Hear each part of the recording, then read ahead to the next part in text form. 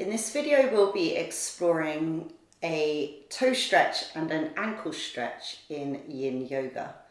So these don't tend to be people's favorite poses in Yin. They can be pretty intense due to the fact that we rarely stretch out the soles of our feet and around our ankles, and the feet are doing a lot of work for us on a daily basis. They're cooped up in footwear, often inappropriate footwear.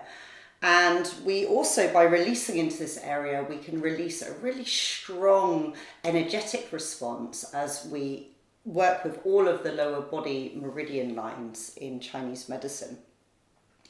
It can be a really good place in which to practice mindfulness or some breathing techniques, some pranayama. And I would suggest that maybe you don't hold them for such a long hold time as you would maybe some of the other asanas in Yin Yoga. Sometimes a minute or two is all that's needed. So first of all, let's start with a toe stretch. So for a toe stretch, we'll be stretching into the toe joints and across the plantar fascia, so the thick band of fascia that covers the sole of our foot and works its way joining up to make the Achilles tendon on the back of the heel. So for a toe stretch, we start from our knees and you tuck your toes under. Often the little toes have a tendency to escape, so you might want to just tuck them under. For some of you, this is not going to be possible at all. Go ahead and prop underneath your knees if you have sensitive knees. And if this isn't manageable, then take yourself up and simply trying to get those toe joints there into that extension might be enough for you kneeling up. But if you can, then we take ourselves down and then bring your hands to your lap. You can even bring them into prayer if that works better for you, touching your thumbs to your heart center and breathing deep breaths into your heart center to keep you focused. Or you can work on a breathing pattern of choice or simply observe the sensations as they're moving and shifting through your experience. So try and view the sensations kind of passively, step out of the experience of them and step more into the witness state, the observer state instead. And see sometimes how by doing this you can just slightly diminish the intensity of this very strong pose. So as I said, you would spend 1-2 minutes maybe here. If it gets too much halfway through and you're just beginning to fight it, then of course you can soften it by taking yourself up off your knees. Another way you might want to approach this stretch is by taking a cushion, a bolster, whatever works, between the backs of your knees, and you kind of come into this halfway point by doing that. So that might be worth considering. When you've done your time in the pose, then coming forward onto your hands and knees, and I would just lift your toes up for a moment and be still and be with the sensations that are there for a moment. Observe what's happening. And as you feel kind of that flood of chi through the feet, maybe surging up through your ankles, through your legs. Again, observe it, be curious about what's happening there, about this energetic release that you created.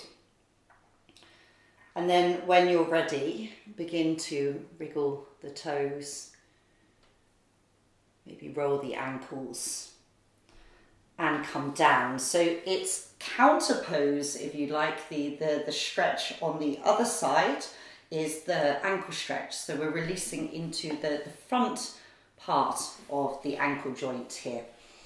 And sometimes I don't know which is better or worse of these two stretches. So for some of you, simply being sat like this on your heels may already be offering enough of a stretch across the front of the ankles and up along the shins.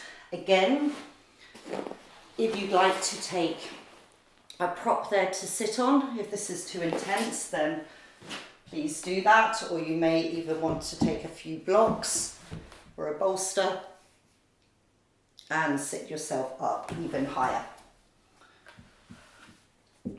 Also, restrictions in the knees and very, very tight quads on the front of the thighs might be another contributing factor to why you're finding this pose problematic. So really delve into, are the restrictions coming from the front of my ankles, or is it further up this front line somewhere into this area here? Now, if you're kind of okay with this, if you're comfortable with it, then you can begin to take yourself back into a deeper variation. So for this, maybe taking some blocks, and you can raise your knees with your hands on blocks. You can have your fingertips onto the floor.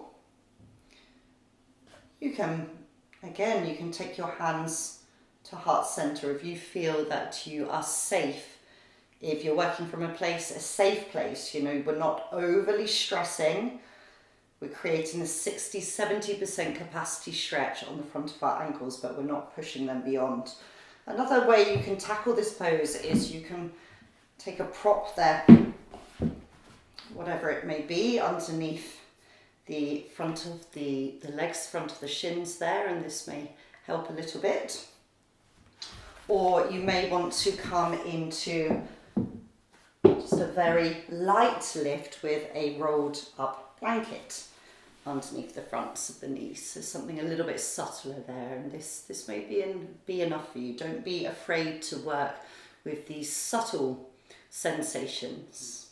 Once you start really getting into the belly of them, they can be beautifully beneficial and very interesting to observe too.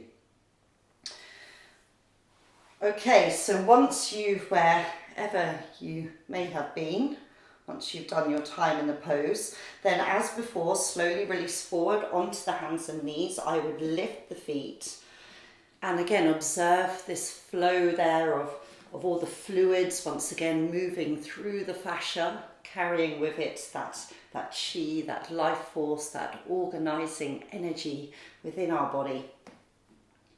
And when the strong sensations start to subside, then again, we can find a little bit of movement, maybe rolling the ankles. You can even tap the tops of the feet into the mat. And then I would suggest taking your legs behind you, taking the legs out in front. You can even give a little massage along your legs. And then take yourself down to a full rebound. And be with whatever's there, whatever you've created through these quite strong poses for opening up the lower body meridians. So they can be a very good way to start a lower body centric practice to kind of really open up those pathways. Or it might be something that you want to go into midway through your practice to use to ground into the present and to use some meditative or breath techniques. Okay, so thank you for watching. Namaste.